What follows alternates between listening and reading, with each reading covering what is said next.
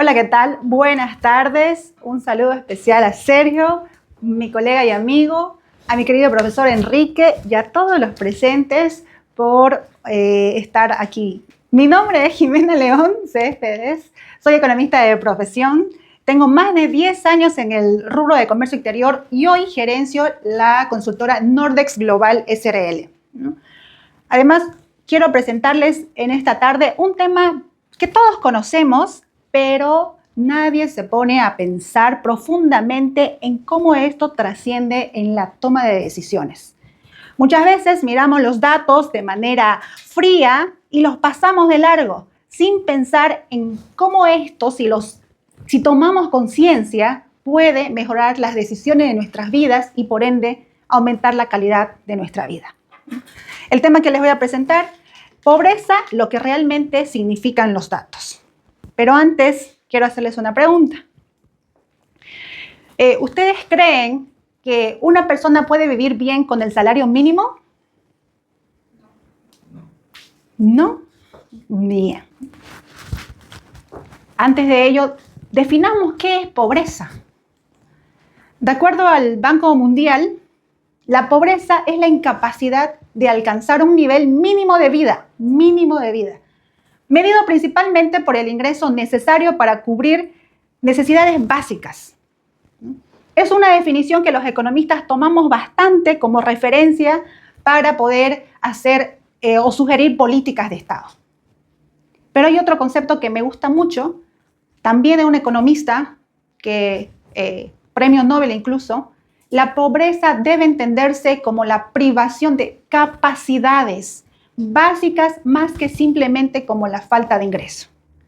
Esos dos conceptos los quiero desarrollar en esta presentación. Aquí ya presentándoles un poco de datos, es importante ver primero dónde está Bolivia en términos de pobreza. Bueno, resulta que Bolivia generalmente no solemos liderar nada y cuando lo hacemos no son en cosas positivas, y es aquí. Datos del 2024 indican que Bolivia es el tercer país más pobre de Latinoamérica, ¿no? Después de Venezuela y Argentina. Pero este 2025, actualizando los datos de Argentina, Bolivia pasaría a ser el segundo país más pobre o con más pobres en la región. ¿Cómo es? Ay, perdón. ¿Esa pobreza siempre fue así? En 2024, 38% de la población en Bolivia está en situación de pobreza. Sin embargo, al inicio del siglo, más del 66% de la población estaba en situación de pobreza. ¿Qué quiere decir? Casi 7 personas de cada 10 eran pobres en Bolivia. Hoy se ha reducido, evidentemente. Ha tenido una reducción fuerte después que ingresó el gobierno de Evo Morales y luego un estancamiento durante la pandemia y persiste ese estancamiento. No estamos avanzando en el tema de reducción de pobreza. Por departamento, ¿cuál es el departamento que más pobres tiene? Resulta que Chuquisaca, más de la mitad de la población de Chuquisaca es pobre. Seguido de Potosí, La Paz, vean Santa Cruz. Resulta que Santa Cruz es el departamento con menos incidencia de pobreza. Solamente una cuarta parte de su población se encuentra en esta situación. Un indicador muy lejos de lo que viene a ser otros departamentos grandes como La Paz y Cochabamba.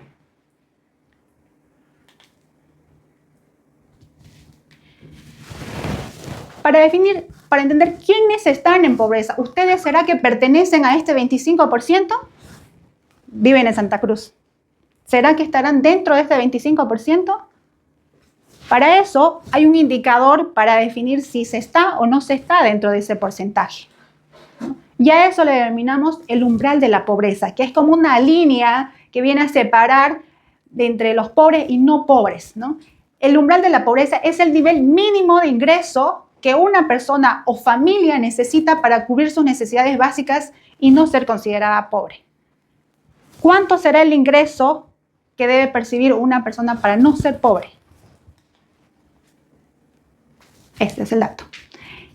En 2024 se estableció, de acuerdo al INE, que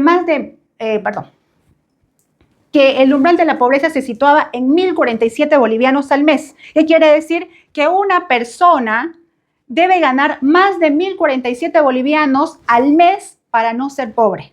Si está ganando menos de eso, está siendo pobre, ¿no? ¿Qué quiere decir? Que con este monto tiene que cubrirse su vivienda, su alimentación, su educación. Está basado en el costo de vida mínimo de cada ciudad. Nuevamente Santa Cruz. Santa Cruz resulta que tiene el nivel de vida más bajo, costo de vida mínimo. Aquí en Santa Cruz solo necesitas 946 bolivianos ganar al mes para no ser pobre.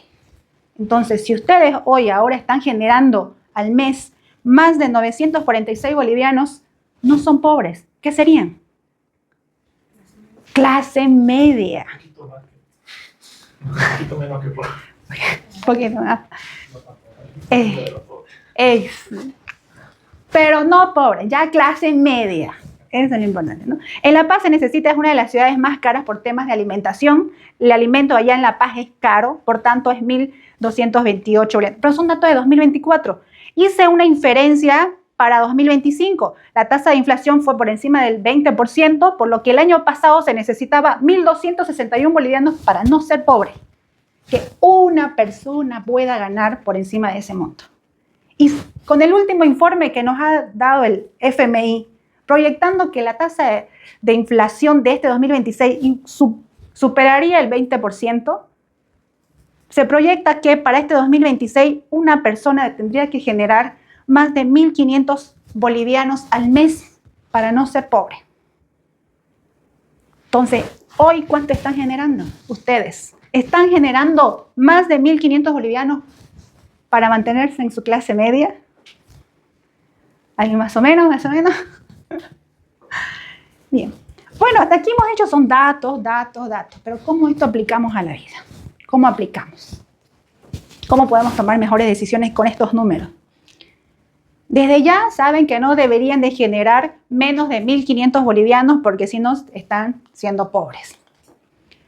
El salario mínimo en el país ha tenido una evolución positiva. Cada 1 de mayo el gobierno ha estado indicando o ha estado haciendo aumentos importantes y para este 2026 se anunció que sería 3.300 bolivianos. Sin embargo, estos 3.300, ¿quién lo paga? El sector formal. En el sector informal no van a encontrar que se esté respetando. Sin embargo, estos 3.300 bolivianos no es el ingreso neto de las personas. A eso el empleador descuenta lo que viene a ser las AFP, son 12,71%, es lo mínimo que le descuenta, ¿ya? Por tanto, en 2026 el salario mínimo neto o el ingreso neto de una persona, quiero reiterar, es de 2.881 bolivianos. ¿Ya? Ahora bien, ¿el salario mínimo permite a una persona no estar en situación de pobreza? ¿Cuánto era el dato de estar en pobre? 1.500. Con el ingreso neto de un salario mínimo, ¿se está fuera de la pobreza? Sí, se está fuera de la pobreza. Con el salario mínimo de este año, ¿se puede cubrir alimentación, vivienda, educación? Sí, se puede vivir, se puede cubrir, ¿no? ¿Pero quién? Una persona. Vamos a tomar el ejemplo de Rupert, ¿ya? Rupert ha sido contratado por una empresa formal como Nordex y se le está pagando el salario mínimo y su ingreso neto es de 2.881 bolivianos. Entonces, él hoy es clase media, clase mediero, ¿no? Puede cubrir todas sus necesidades, incluso le alcanza para hacer recreación, ¿no? Y incluso ahorrar. Pero bueno, resulta que Rupert está enamorando hace 3, 4 meses, ¿no? Y ya la novia, al ver que ya tiene un salario fijo, estable, le dice, demos el siguiente paso. Y Rupert dice, pero por supuesto, si yo puedo proveer, demos el siguiente paso. Y resulta que se van a vivir juntos.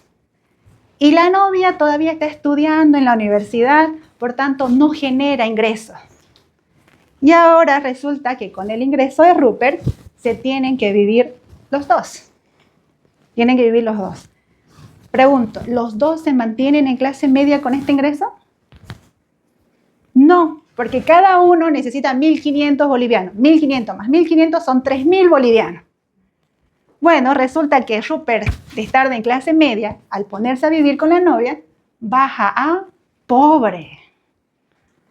Baja a pobre. La novia, en vez de sumarle, le bajó de clase social, ¿no?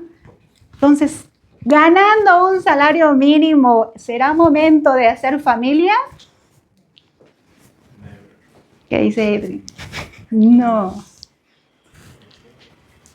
Pero, ¿qué hacen hoy en día los jóvenes, no?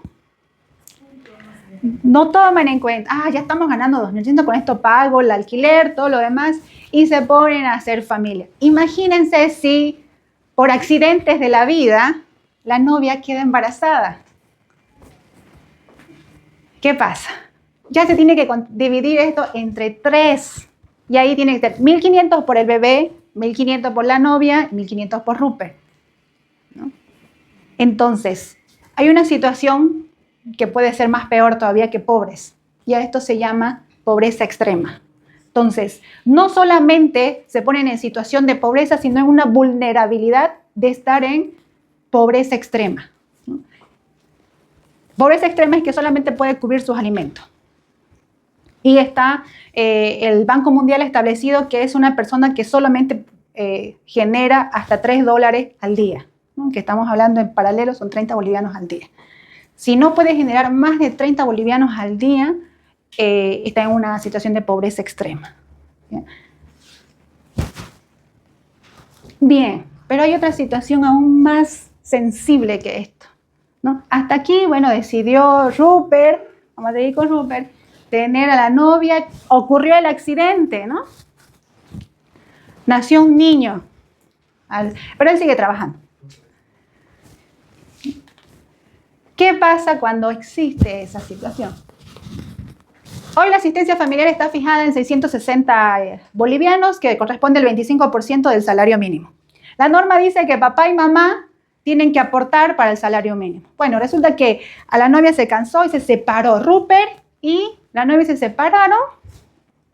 Y bueno, como es medio habitual, la novia se quedó con el bebé y le pide a Rupert que pase la asistencia familiar. Rupert dice, bueno, yo gano solo el salario mínimo, voy a pagar el mínimo, 660 bolivianos. La norma dice que papá y mamá deben de poner eso. 660 por 2, 1.320.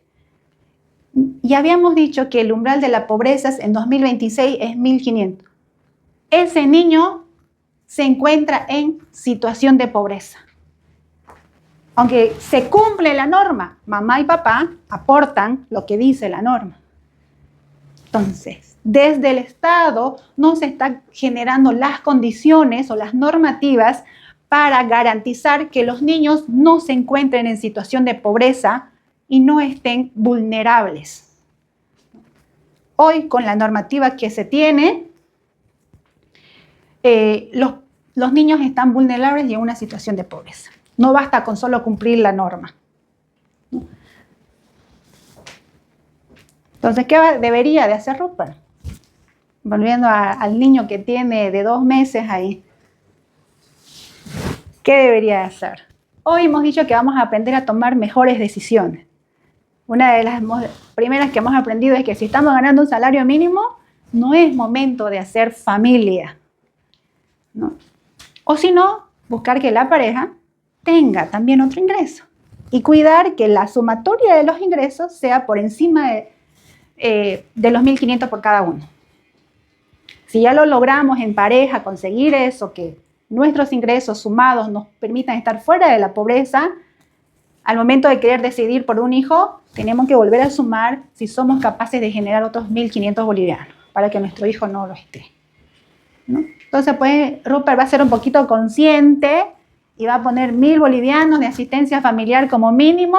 La madre los 660 porque ella lo cuida, ¿no? Te correspondería que dé menos y así ya tenemos 1.600 para el niño fuera de la pobreza, ¿no? Entonces, sí, la asistencia familiar debería ser mínimo 1.000 bolivianos. La trampa de la pobreza. ¿Qué pasa? Que ya está ahí en esa situación, Rupert cayó en esa situación, ¿no? Existe algo que los economistas estudiamos que viene a ser el ciclo de la pobreza, ¿no? La persona que tiene bajos ingresos tiene un débil acceso a la educación. Le cuesta mucho costearse cursos que le permitan aumentar sus capacidades competitivas.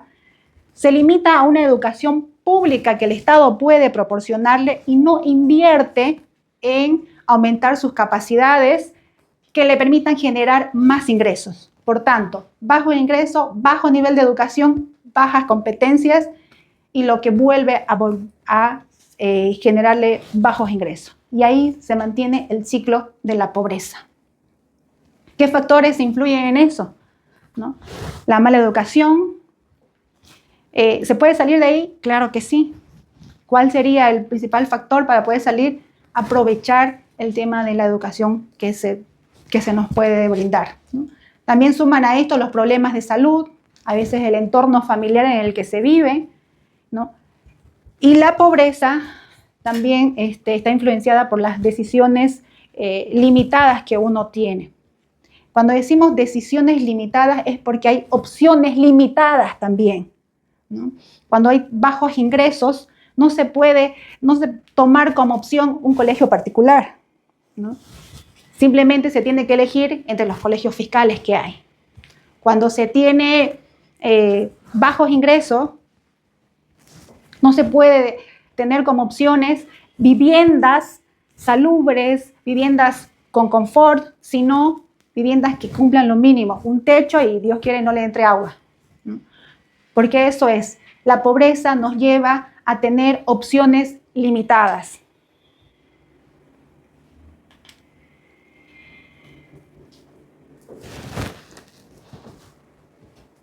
¿Y de quién debería ser o quién debería ser el impulsor de poder salir de la pobreza? ¿De quién depende? ¿Del Estado o del individuo? De ambos, en realidad, de ambos. Ambos, cuando uno de los dos falla, el ciclo de la pobreza o la pobreza se empieza a multiplicar, a reproducir. El Estado tiene que crear las capacidades, generar las condiciones y oportunidades para que el individuo, y aquí quiero ser bien enfática, aproveche. Para que el individuo tenga que aprovechar las oportunidades que pone a disposición el Estado. El Estado puede crear las mejores escuelas. Percy lo hizo con los módulos, mejoró bastante la infraestructura de la escuela. Pero muchas veces el individuo no lo valora y termina pintarrajeando, faltándose a la escuela. De los 200 días solamente va 100, reprobando materias. ¿Está fallando quién hay? ¿El Estado o el individuo? El individuo, ¿no? Hay a veces, el Estado genera programas para fortalecer las pymes, pero el individuo no las aprovecha. O viceversa. Puede haber que en ciudades, aquí en Estado, en Bolivia, probablemente en Santa Cruz tenemos una mejor presencia del Estado por las instituciones para poder generar condiciones para que el individuo las aproveche. Y la mentalidad a veces del individuo acá hace que las aproveche. Pero hay zonas como en las que hemos visto, Chuquisaca, Potosí, con altos índices de pobreza, donde el Estado tiene poca y baja presencia para fortalecer esas oportunidades. O porque la mentalidad del ciudadano hace que sea reacio a tomar ese curso de capacitación, a aprovechar algún programa de inversión que el Estado le quiera dar, ¿no? A veces la mentalidad del individuo hace que desaproveche. Vuelvo a decir, aquí es de los dos, ¿no? Si uno de los dos falla, esta pobreza o la pobreza se multiplica.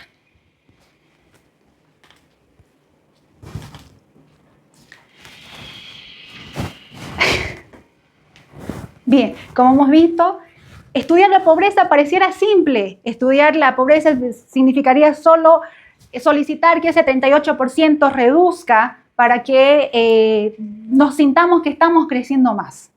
Pero conocer los números que van detrás de estos indicadores de pobreza nos hace a nosotros tener conciencia de qué decisiones tomar para aumentar nuestro nivel de vida o por lo menos no empeorarla. Por lo menos no bajar de estatus social, ¿no? De ahora en adelante, les invito a que puedan hacer un control de sus finanzas, de cuántos son sus ingresos totales, y cada vez que quieran tomar una decisión que les signifique un gasto importante, vean si eso no los está poniendo vulnerables nuevamente en una situación de pobreza. ¿Ya? No se conformen con solamente ser el 10% por encima de ese umbral. Traten de estar al doble, al triple de ese umbral de pobreza, para que puedan aumentar su nivel de vida y su descendencia también lo tenga. La pobreza no es solo falta de ingreso, es la falta de oportunidades para cambiar el propio destino. Bien, ¿alguna pregunta, duda, comentario que vosotros tengáis?